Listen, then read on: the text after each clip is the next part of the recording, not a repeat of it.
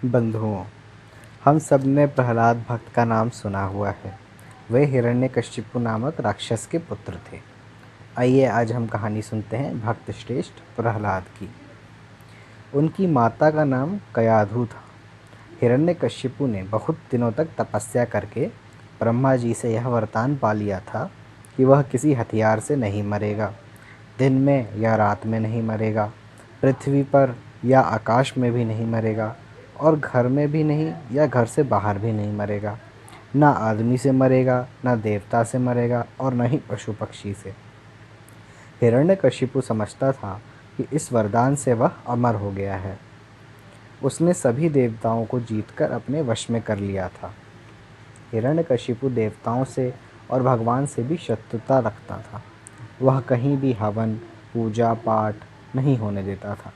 जो कोई पूजा पाठ करता था या भगवान का नाम लेता था, उसे हिरण्यकशिपु मरवा देता था और अपना मनमाना अत्याचार करता था।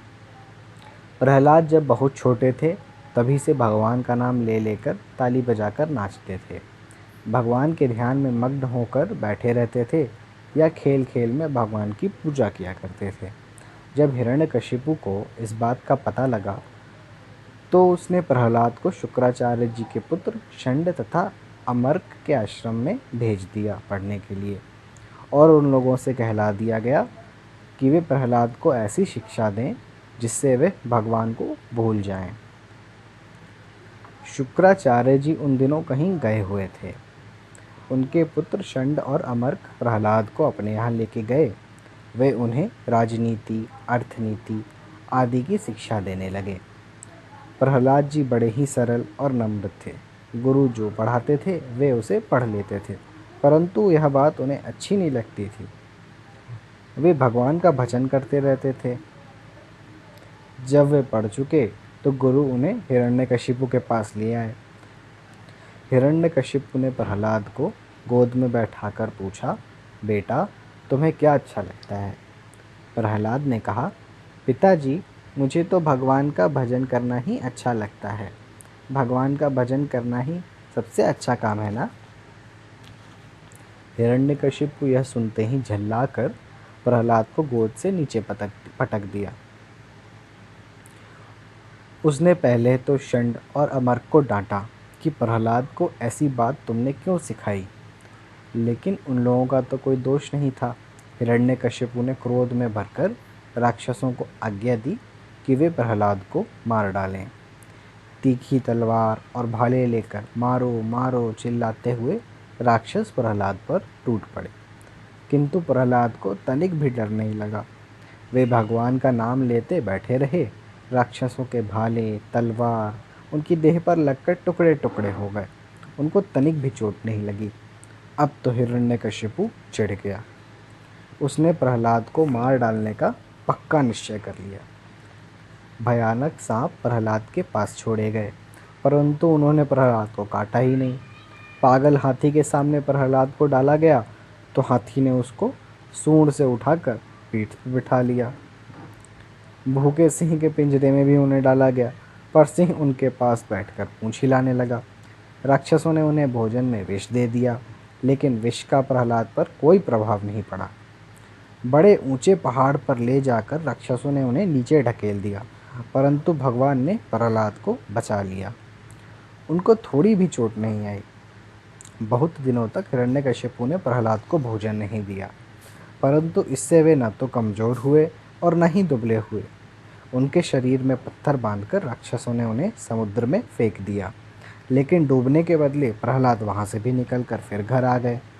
हिरण्यकशिपु की एक बहन का नाम होलिका था।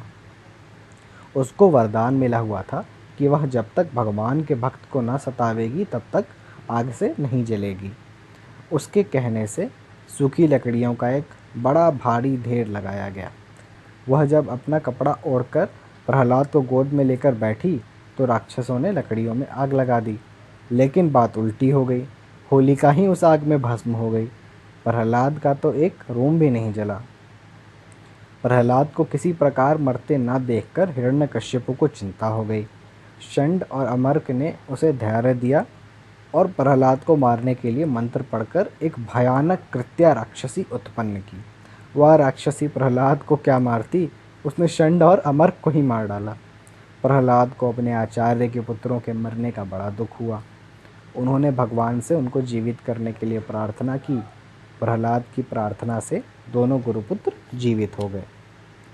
दूसरा कोई उपाय न देखकर हिरण्यकश्यपु ने प्रहलाद को फिर गुरुपुत्रों के यहाँ पढ़ने के लिए भेजा। प्रहलाद पढ़ाई के समय पढ़ते थे और जब छुट्टी का समय होता था तब वह लड़कों को पास बुलाकर उन्हें भगवान की महिमा सुनाते और भगवान का नाम लेने को कहते थे।